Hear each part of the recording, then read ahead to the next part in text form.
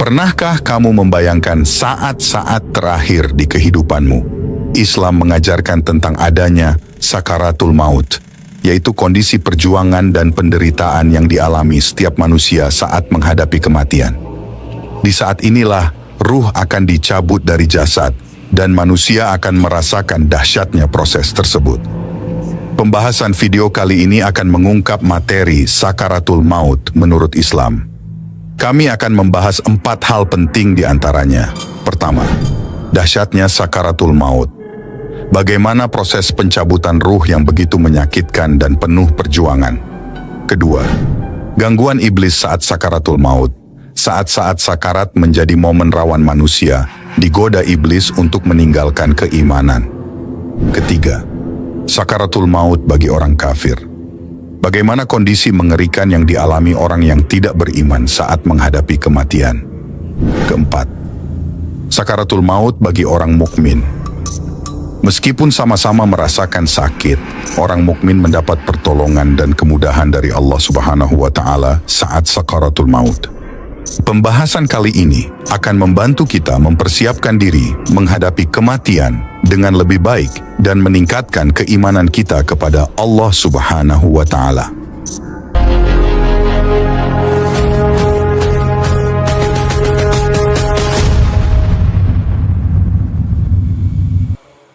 Pertama, dahsyatnya sakaratul maut. Dahsyatnya sakaratul maut akan dialami semua manusia baik umat muslim maupun non-muslim. Tak ada yang bisa menghindar dari pedihnya sakaratul maut kecuali orang-orang yang dirahmatinya. Para nabi termasuk Rasulullah Shallallahu Alaihi Wasallam juga mengalami peristiwa menyakitkan itu. Rasulullah menggambarkan sakaratul maut seperti tusukan pedang 300 kali. Semoga Allah melindungi kita dari pedihnya sakaratul maut. Ustaz Said Baumar mengatakan, proses tercabutnya nyawa manusia akan diawali dengan detik-detik menegangkan dan sangat menyakitkan. Peristiwa ini dikenal sebagai sakaratul maut. Ibnu Abi Ad-Dunya rahimakumullah meriwayatkan dari Syaddad bin Aus radhiyallahu anhu, ia berkata, kematian adalah kengerian yang paling dahsyat di dunia dan akhirat bagi orang yang beriman. Kematian lebih menyakitkan dari goresan gergaji, sayatan gunting, panasnya air mendidih di bejana. Seandainya ada mayat yang dibangkitkan dan menceritakan pada penduduk dunia tentang sakitnya kematian, niscaya penghuni dunia tidak akan nyaman dengan hidupnya dan tidak nyenyak dalam tidurnya. Allah Subhanahu wa Ta'ala berfirman, ketika sakaratul maut datang kepada setiap manusia, pasti malaikat berkata kepadanya, inilah kematian yang dahulu senantiasa kamu hindari. Al-Quran Surah Qaf ayat 19. Hujatul Islam Imam Al-Ghazali mengatakan bahwa, demi Allah, sekiranya jenazah yang sedang kalian tangisi bisa berbicara sekejap, lalu menceritakan pengalaman sakaratul mautnya pada kalian, niscaya kalian akan melupakan jenazah tersebut dan mulai menangisi diri kalian sendiri. Rasulullah bersabda bahwa kematian yang paling ringan ibarat sebatang pohon penuh duri yang menancap di selembar kain sutra. Apakah batang pohon duri itu dapat diambil tanpa membawa serta bagian kain sutra yang tersobek? Hadis riwayat Al-Bukhari. Imam Al-Ghazali bahkan berpendapat bahwa sakaratul maut ibarat sebatang pohon berduri yang dimasukkan dalam perut seseorang. Kemudian seorang lelaki menariknya dengan sekuat-kuatnya, sehingga ranting itu pun membawa semua bagian tubuh yang tersangkut padanya dan meninggalkan yang tersisa.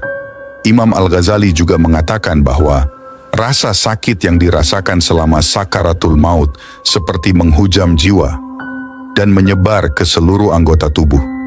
Sehingga bagi orang yang sedang sekarat, merasakan bahwa dirinya ditarik-tarik dan dicabut dari setiap urat nadi, urat syaraf, persendian, dan dari setiap akar rambut, serta kulit kepala hingga kaki.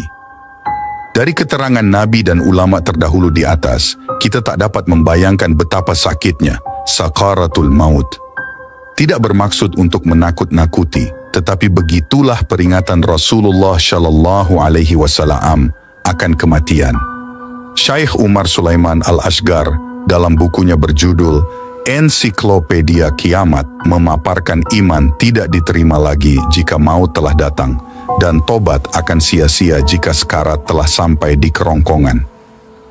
Allah Subhanahu wa Ta'ala berfirman, "Sesungguhnya tobat di visi Allah hanyalah tobat bagi orang-orang yang mengerjakan kejahatan lantaran kejahilan, yang kemudian mereka bertobat dengan segera, maka mereka itulah yang diterima Allah tobatnya. Allah Maha Mengetahui lagi Maha Bijaksana. Dan tidaklah tobat itu diterima Allah Subhanahu wa Ta'ala dari orang-orang yang mengerjakan kejahatan, yang hingga apabila datang ajal kepada seseorang di antara mereka, barulah ia mengatakan, 'Sesungguhnya saya bertobat sekarang,' dan tidak pula diterima tobat orang-orang yang mati sedang mereka di dalam kekafiran. Bagi orang-orang itu telah kami sediakan siksa yang pedih." Al-Quran Surah An-Nisa ayat 17-18. Ibn Katsir menuturkan hadis yang menunjukkan bahwa tobat seorang hamba dapat diterima jika maut telah datang selama belum sampai tenggorokan. Sesungguhnya Allah Subhanahu wa Ta'ala menerima tobat seorang hamba selama sekarat belum sampai tenggorokan. Diriwayatkan oleh Tirmidzi dan Ibnu Majah, setiap orang yang tobat sebelum mati, maka ia telah benar-benar bertobat asal ikhlas dan serius. Terkadang seseorang tidak dapat bertobat pada saat sekarat, dan karenanya seyogyanya ia menyegerakan tobat sebelum ajal menjelang. Lakukanlah tobat dengan penuh harapan pada dirimu sebelum datang maut dan sebelum mulut terkunci. Segeralah tobat, wahai jiwa-jiwa yang tertutup, karena tobat adalah harta karun bagi orang yang kembali dan berbuat baik. Al-Qurtubi dalam kitabnya At-Tazkirah memaparkan saat Amr bin Al-Ash sekarat, anaknya berkata kepadanya, "Wahai ayahku, engkau pernah mengatakan, 'Semoga saja aku bertemu dengan seorang laki-laki yang berakal saat maut menjemputnya, agar ia melukiskan kepadaku apa yang dilihatnya. Sekarang engkaulah orang itu, maka ceritakanlah kepadaku.' Ayahnya menjawab, 'Anakku, demi Allah, seakan-akan bagian sampingku berada di ranjang, seakan-akan aku bernafas dari jarum beracun, seakan-akan duri pohon ditarik dari tapak kakiku sampai kepala.' Kemudian ia mengucapkan sebaris bait syair, 'Aduhai, andai saja sebelum hal yang telah jelas di hadapanku ini terjadi, aku berada di puncak gunung sambil menggembala kambing gunung.'" Kesukaran Dr. Umar Sulaiman Al-Ashgar dalam buku Ensiklopedia Kiamat menjelaskan, sakaratul maut berarti kesulitan dan kesukaran maut. Ar-Raghib berkata dalam Al-Mufradat, kata sakar adalah suatu keadaan yang menghalangi antara seseorang dengan akalnya. Dalam penggunaannya, kata ini banyak dipakai untuk makna minuman yang memabukkan. Kata ini juga berkonotasi marah, rindu, sakit, ngantuk, dan kondisi tidak sadar, pingsan, yang disebabkan oleh rasa sakit. Rasulullah pernah mengalami sakaratul maut.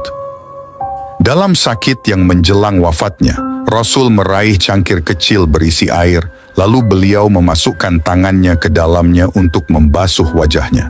Beliau berujar, "Tiada Tuhan selain Allah, sesungguhnya pada maut pasti ada sakaratul maut." Hadis riwayat Bukhari dari Aisyah.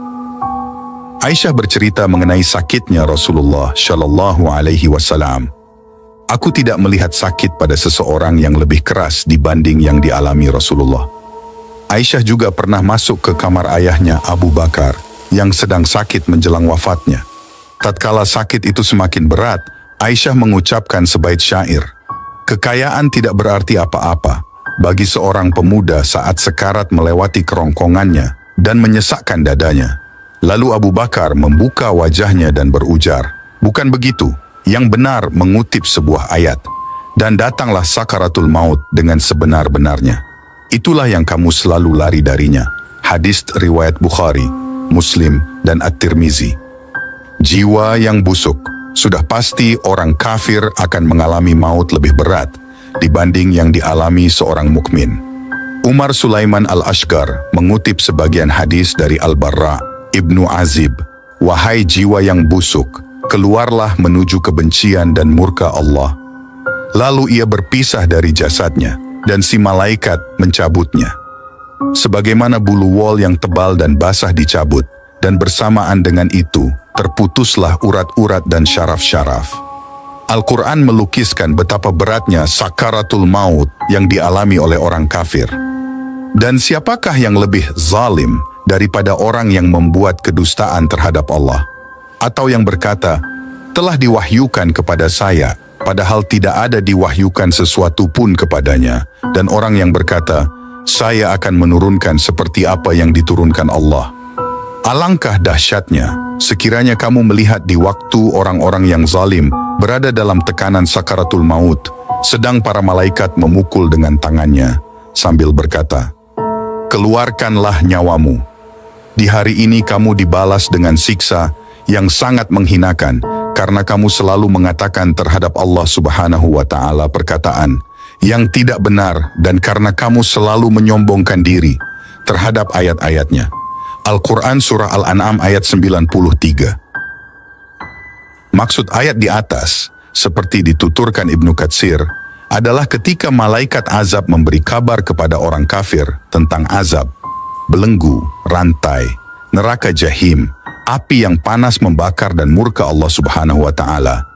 Lalu si malaikat berusaha mencabut roh dari jasadnya, akan tetapi rohnya menolak keluar. Maka malaikat memukul mereka sampai roh mereka keluar dari jasad, sambil berteriak, keluarkan nyawamu.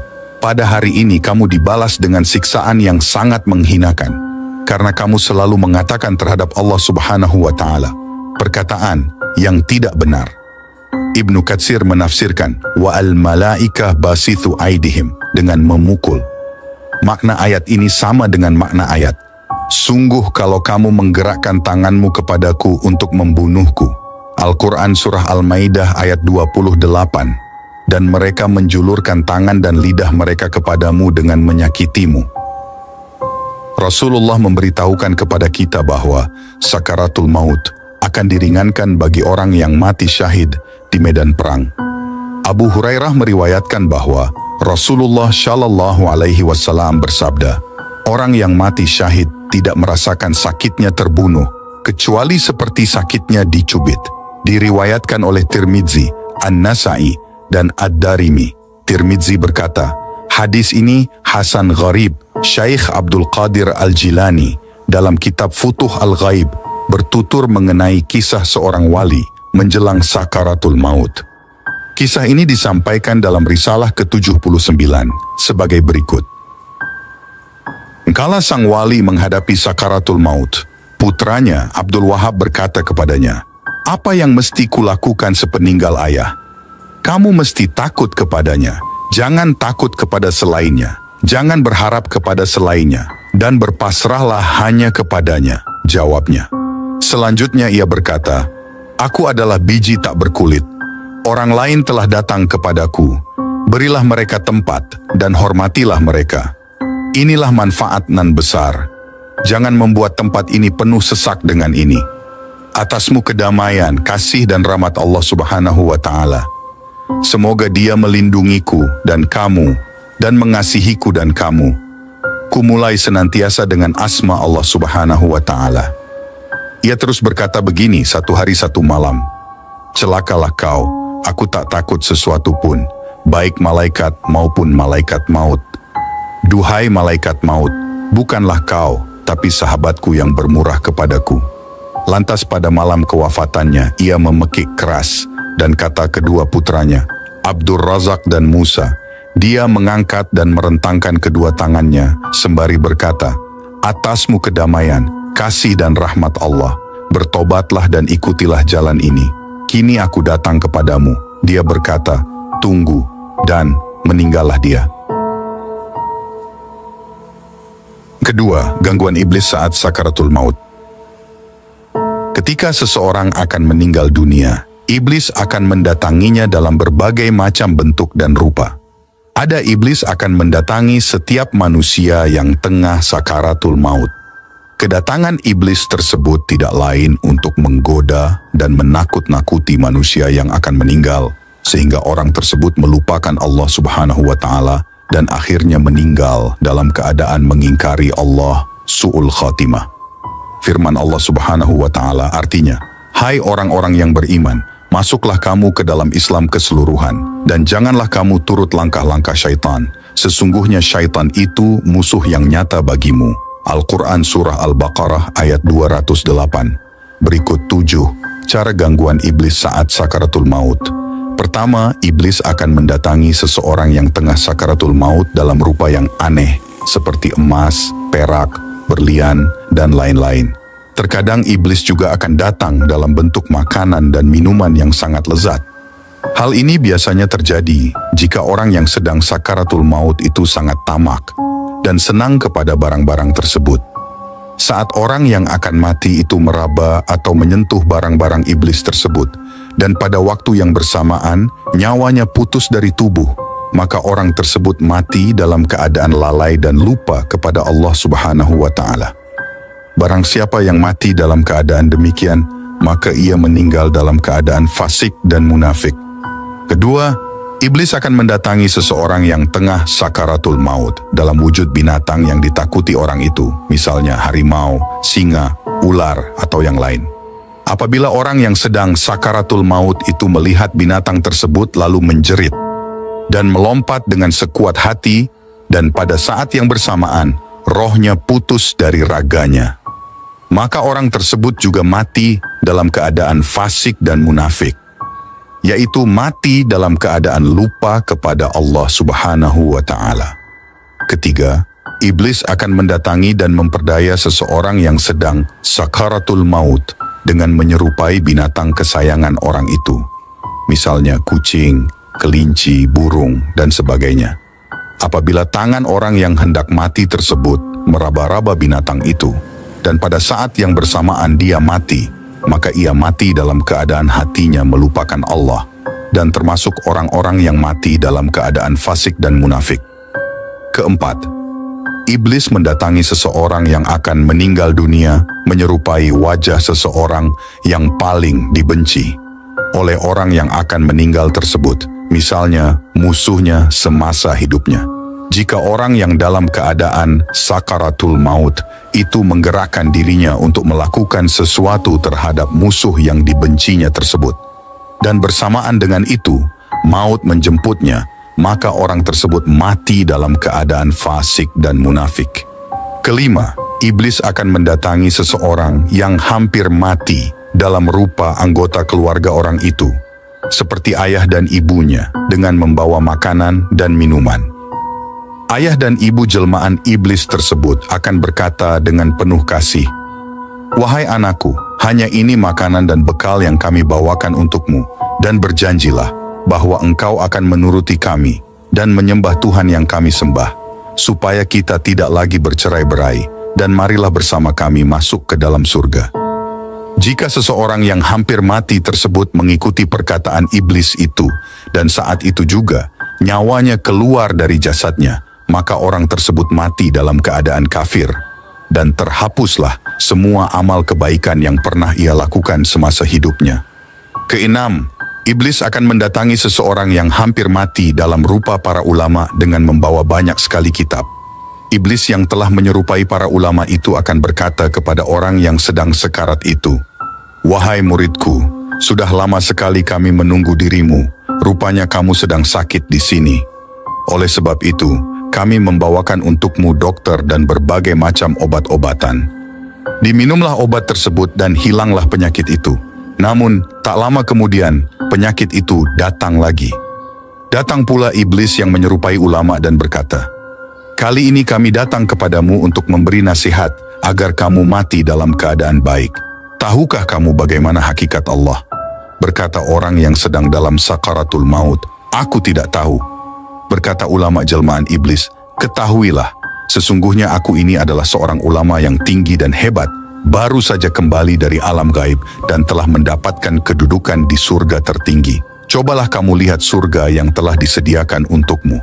Jika kamu ingin mengetahui zat Allah Subhanahu wa Ta'ala, maka hendaknya kamu bersikap patuh kepada kami." Orang yang tengah sakaratul maut itu pun memandang ke arah kanan dan kiri. Dilihatnya sanak saudaranya berada dalam kesenangan surga, surga palsu, yang telah dibentangkan iblis untuk menggoda orang yang sedang sakaratul maut tersebut, agar mengikuti jalannya yang sesat. Orang yang sedang sakaratul maut itu lantas bertanya kepada ulama palsu jelmaan iblis, bagaimanakah zat Allah Subhanahu wa Ta'ala? Iblis menjadi sangat gembira, ternyata jeratannya tersebut tepat mengenai sasaran.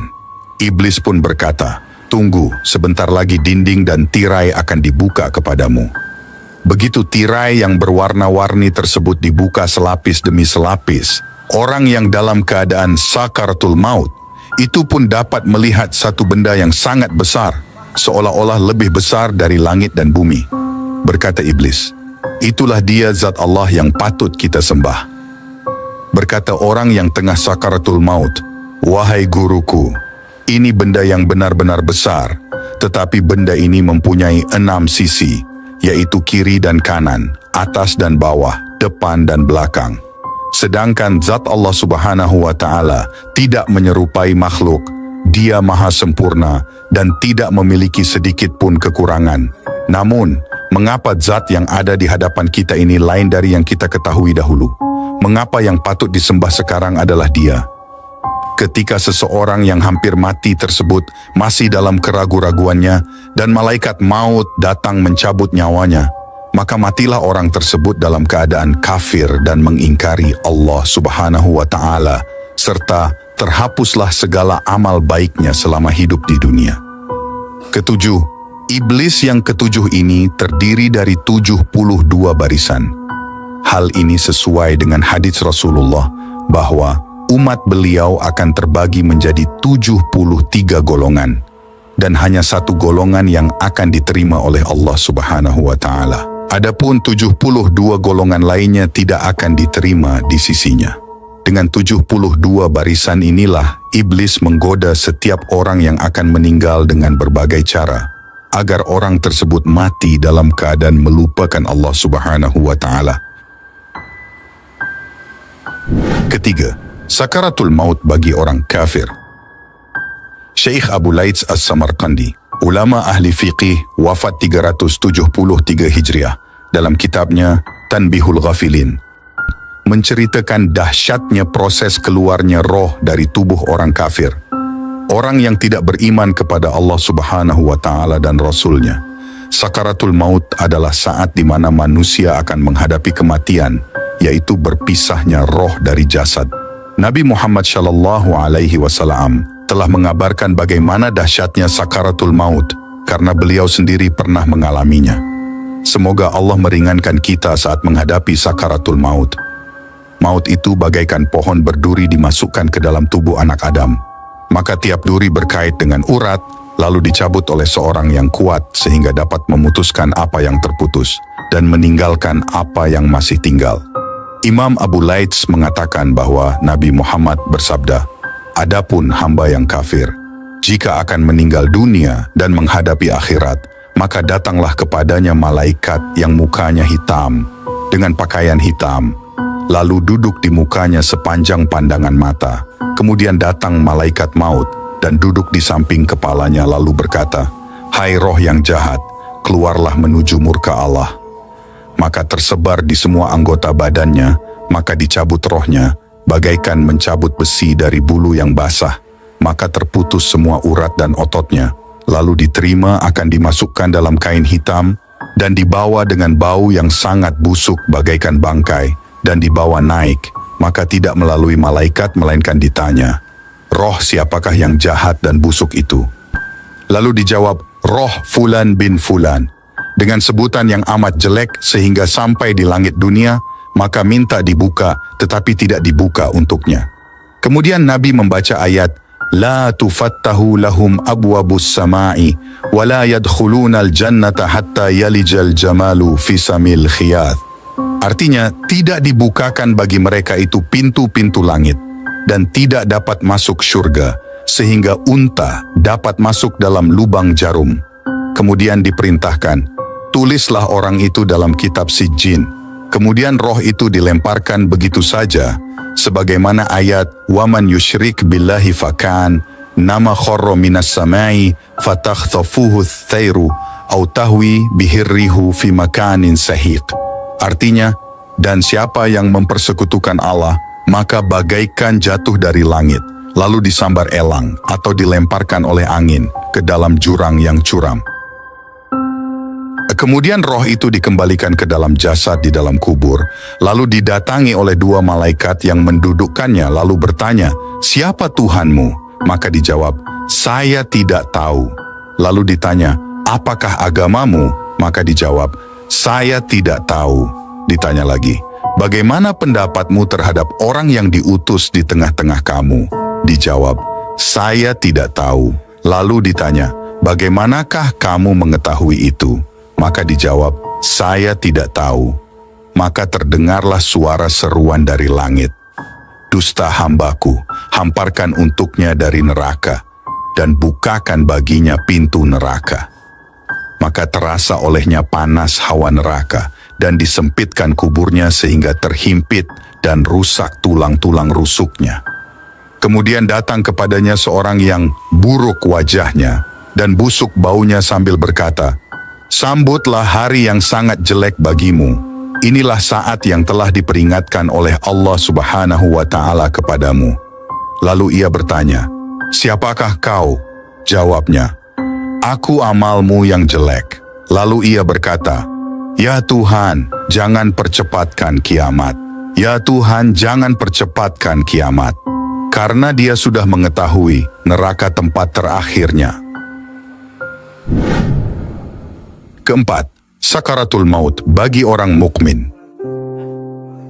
Imam Abu Laits dengan sanadnya meriwayatkan dari Abu Hurairah radhiyallahu anhu berkata, Nabi Muhammad shallallahu alaihi wasallam bersabda, "Seorang mukmin jika sakaratul maut didatangi oleh malaikat dengan membawa sutra yang berisi misk, kasturi, dan tangkai-tangkai bunga, lalu dicabut rohnya bagaikan mengambil rambut di dalam adonan, sambil dipanggil, 'Ya ayyatuhan nafsul mutmainnat, irji'i ila rabbiki radiyatan mardiyah.'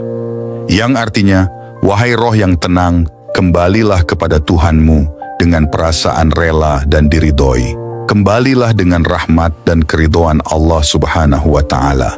Maka jika telah keluar rohnya, langsung diletakkan di atas misik dan bunga-bunga itu, lalu dilipat dengan sutera dan dibawa ke Iliyin. Rasulullah bersabda lagi, "Maka keluarlah rohnya mengalir, bagaikan titisan dari mulut kendi tempat air, maka langsung diterima dan langsung dimasukkan dalam kafan, dan dibawa keluar semerbak harum, bagaikan kasturi yang terharum di atas bumi. Lalu dibawa naik melalui rombongan malaikat, lalu ditanya, 'Roh siapakah yang harum ini?' Dijawab, 'Roh Fulan bin Fulan,' sehingga sampai ke langit. Dan di sana dibukakan pintu langit dan disambut oleh penduduknya, dan pada tiap-tiap langit dihantar oleh malaikat Muqarbun. Dibawa naik ke langit yang atas hingga sampai ke langit ke-7, maka Allah berfirman, 'Catatlah suratnya di Iliyin.' Kemudian dikembalikan ia ke bumi, sebab daripadanya kami jadikan, dan di dalamnya aku kembalikan, dan daripadanya pula akan aku keluarkan pada saatnya. Maka kembalilah roh ke jasad dalam kubur, kemudian datang kepadanya dua malaikat untuk bertanya, 'Siapa Tuhanmu?' Maka dijawab, 'Allah Tuhanku.' Lalu ditanya, 'Apakah agamamu?' Maka dijawab, 'Agamaku Islam.' Ditanya lagi, 'Bagaimana pendapatmu terhadap orang yang diutus di tengah-tengah kamu?' Dijawab, 'Beliau utusan Allah Subhanahu wa Ta'ala.' Lalu ditanya, 'Bagaimanakah kamu mengetahui itu?' Maka dijawab, 'Saya membaca kitab Allah, lalu percaya dan membenarkannya.' Maka terdengar suara, 'Benar hambaku, maka berikan padanya hamparan dari surga, serta pakaian surga, dan bukakan untuknya pintu yang menuju ke surga, supaya ia mendapat bau surga dan hawa surga, lalu luaskan kuburnya sepanjang pandangan mata. Kemudian datang kepadanya seorang yang bagus wajahnya, dan harum baunya sambil berkata, 'Terimalah kabar gembira, ini saat yang telah dijanjikan Allah Subhanahu wa Ta'ala kepadamu.' Lalu bertanya, 'Siapakah kau?' Jawabnya, 'Saya amalmu yang baik.' Lalu ia berkata, 'Ya Tuhan, segerakan hari kiamat, supaya segera saya bertemu dengan keluargaku dan kawan-kawanku.'" Dikisahkan dari Al-Bara' bin Azib berkata, kami bersama Nabi Muhammad keluar mengantar jenazah seorang sahabat Ansyar. Maka ketika sampai ke kubur dan belum dimasukkan dalam liang lahat, Nabi duduk dan kami duduk di sekitarnya, diam menundukkan kepala bagaikan ada burung di atas kepala kami. Sedang Nabi Muhammad mengorek-ngorek dengan dahan yang ada di tangannya.